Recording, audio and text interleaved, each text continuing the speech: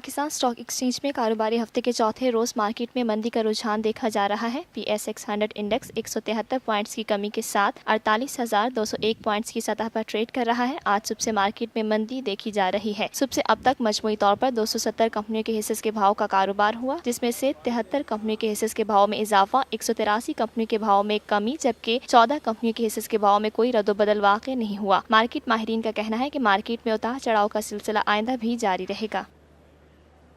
یہ ہے TNN TV، دیکھتے رہیے تازہ ترین خبریں اور ایکسکلوزیو رپورٹس۔